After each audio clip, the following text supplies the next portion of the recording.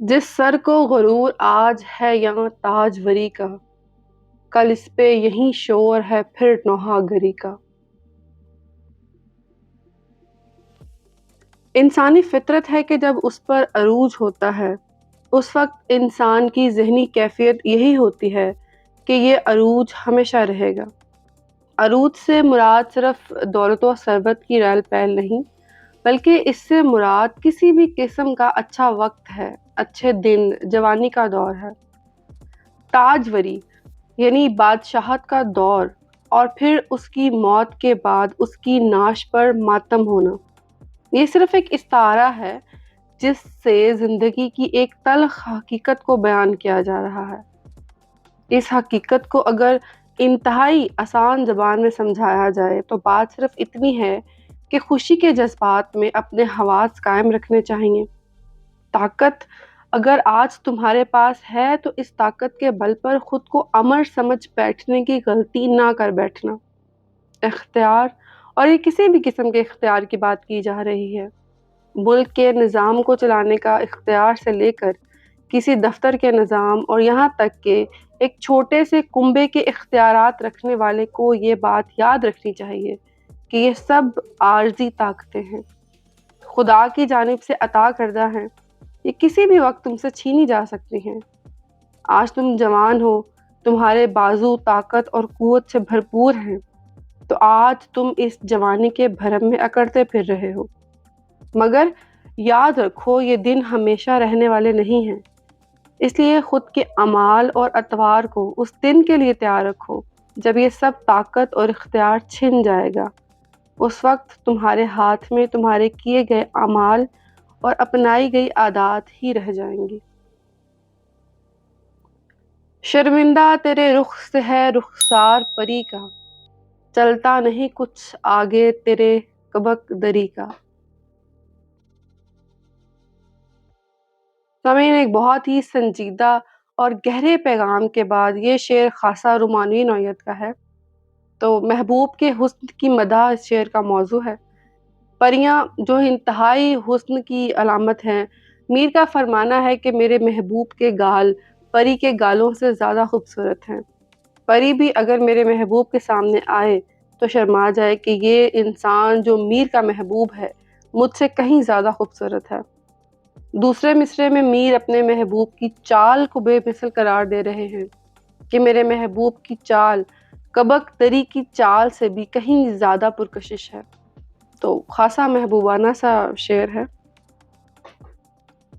आफाक की मंजिल से गया कौन सलामत, असबाब लुटा राह में यहाँ हर सफरी का। एक खुदा के सिवा कायनात की हर चीज़ फ़ानी है। दुनिया में हर जी रूह, हर पैदा होने वाली चीज़ एक दिन ख़त्म हो जानी है। हर अरूज ने एक दिन ज़वाल देखना है। मीर ने इस शेर में एक बार फिर से दुनिया की हकीकत से आगाह किया है कि बनाने वाले ने ये निज़ाम ऐसा बनाया है कि ये दायमी रहने वाला नहीं है। दरअसल तवज्जो दिलाई जा रही है कि इस दायमी दुनिया में मालो मता के पीछे ना भागो।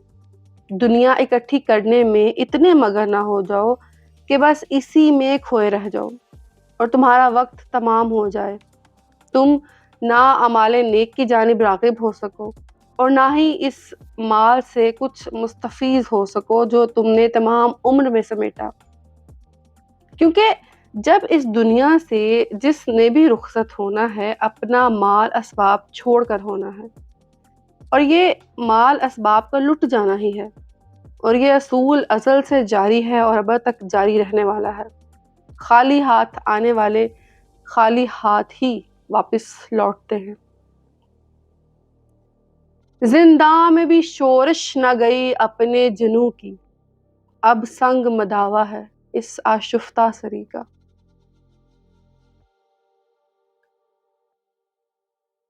मीर कहते हैं कि मेरे जुनून, पागलपन और दीवानगी ने मुझे जिंदान तक पहुंचा दिया।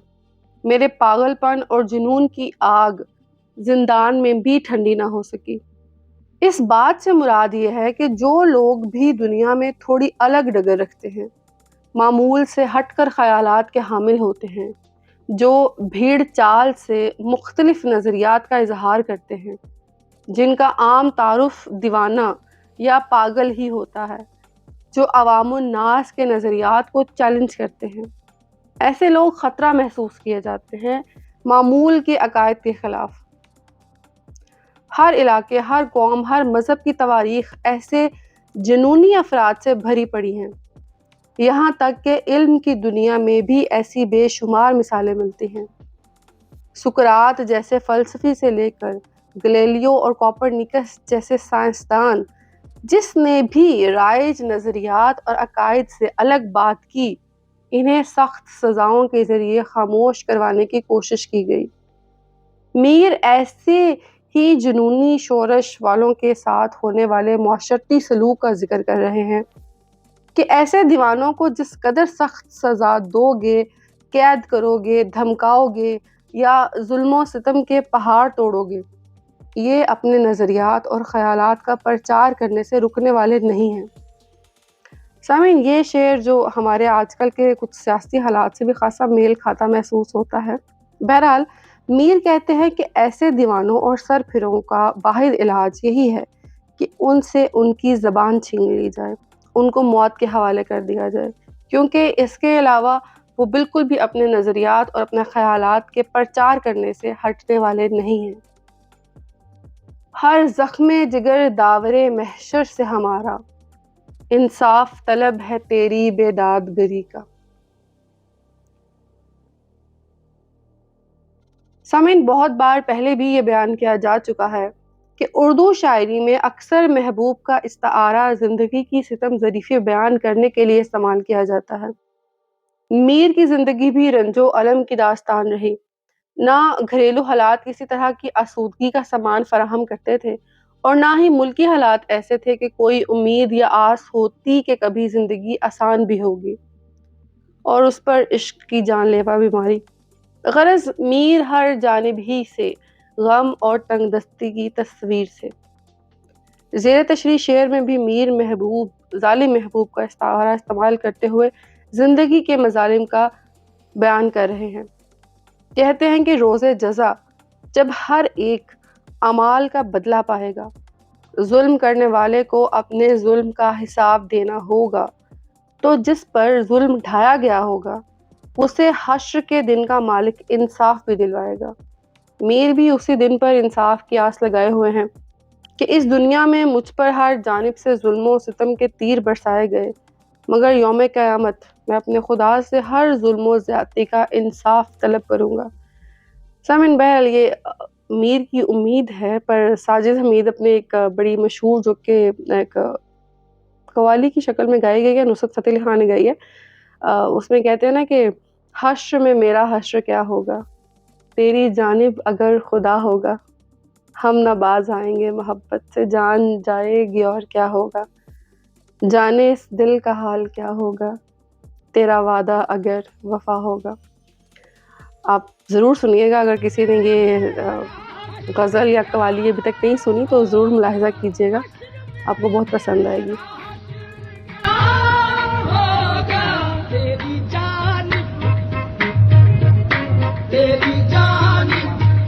اپنی تو جہاں آنکھ لڑی پھر وہیں دیکھو، آئینے کو لپکا ہے پریشان نظری کا۔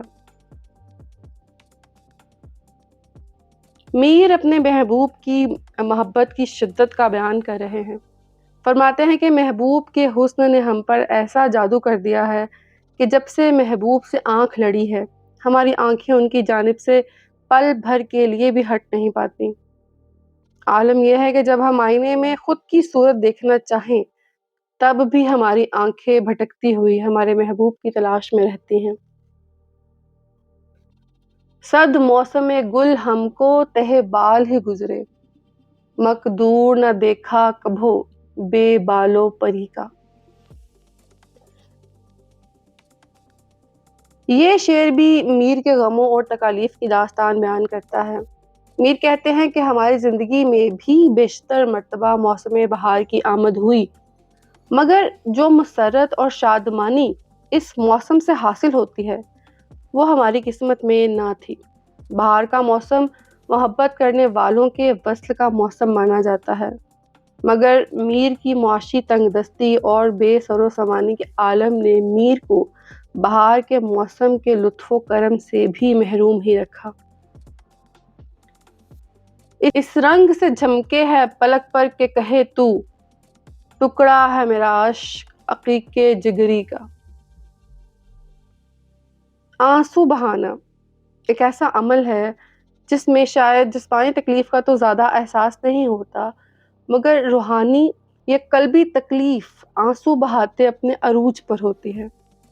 اور شعراء حضرات چونکہ خاصے حساس دل کے ہوتے ہیں، اور اس باعث شعراء کا آنسو بہانا تو خالصتاً دل کے رنجیدہ ہونے کا باعث ہے۔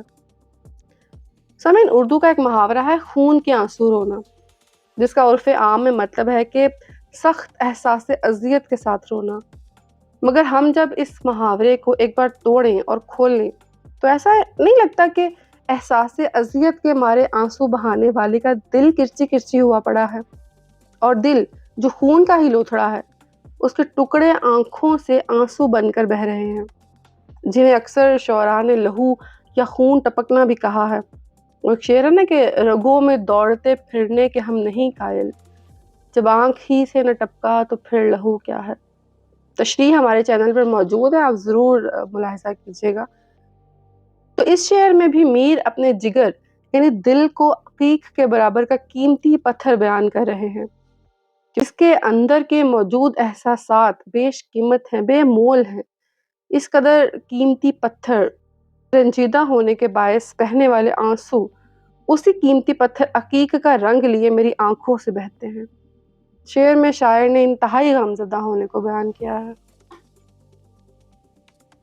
کل سیر کیا ہم نے سمندر کو بھی جا کر، تھا دست نگر پنجائے مژگاں کی طریقہ۔ خود کے شدید ترین دکھی ہونے کا میر کا یہ ایک اور انداز ہے۔ کہنے کو تو خاصی مبالغہ آرائی سے کام لیا گیا ہے، مگر یہی شاعری کا کمال ہے کہ جہاں وہ حسن اور پر لطف جذبوں کو مبالغہ آرائی کے ذریعے کمال درجے تک پہنچا سکتی ہے، وہیں دکھوں کا بیان بھی کمال درجے میں کر سکتی ہے۔ میر کہتے ہیں کہ میرے آنسو اس قدر ہیں کہ سمندر بھی اپنی موجوں کی اٹھان کے لیے میرے درد اور غم سے بھرے آنسوؤں کا ضرورت مند ہے۔ اگلا شعر ہے کہ لے سانس بھی آہستہ کے نازک ہے بہت کام، آفاق کی اس کارگہ شیشہ گری کا۔ لے سانس بھی آہستہ سے مراد احتیاط سے کام لینا یا پھونک پھونک کر قدم رکھنا ہے۔ میر کا یہ شعر انسان کو توجہ دلا رہا ہے کہ انسان کا اس دنیا میں آنا، یہاں عمل پیرا رہنا ایک بہت حساس اور نازک عمل ہے۔ اس کارخانہ دنیا کو بنانے کا ایک بہت بڑا مقصد ہے، اور انسان اس مقصد کا سب سے اہم کردار ہے۔ اس لیے انسان کے لیے ضروری ہے کہ وہ نہ صرف خود کے مرتبے اور کردار سے روبرو ہو، بلکہ اسے اس دنیا میں آنے کا مقصد بھی اچھی طرح سے معلوم ہو۔ خدا نے اس دنیا کے معاملات میں آزمائش کا پہلو رکھا ہے، اور اسی آزمائش کی بنیاد پر انسان کی عاقبت کا فیصلہ ہونا طے ہے۔ اس لیے انسان کو ہر قدم پر اس بات سے باور رہنا چاہیے کہ وہ مسلسل امتحان کے عمل میں ہے، ذرا سی کوتاہی اسے درست راستے سے بھٹکا سکتی ہے۔ ٹک میر جگرے سوختہ کی جلد خبر لے، کیا یار بھروسہ ہے چراغ سحری کا۔ زندگی کے غم اور دکھ جھیلتے اب میر کی عمر تمام ہونے کو ہے۔ وہ چراغ سحری کی مانند کسی بھی وقت بس زندگی کو خیر آباد کہنے والے ہیں۔ غموں کی مسلسل برسات نے میر کو جلد ہی موت کے دھانے پر لا کھڑا کیا ہے۔ ایسے میں میر غالباً خود سے مخاطب ہیں کہ اے میر، اب تو کچھ اپنے دل کا حال پوچھ لے کہ تمام عمر یہ تیری زندگی کے غموں سے بوجھ جھل رہا ہے، اور اب تو اس چراغ کی لو بھی مدھم پڑنے والی ہے۔ امید کرتی ہوں آپ کو میری کاوش پسند آئی ہوگی۔ اللہ حافظ۔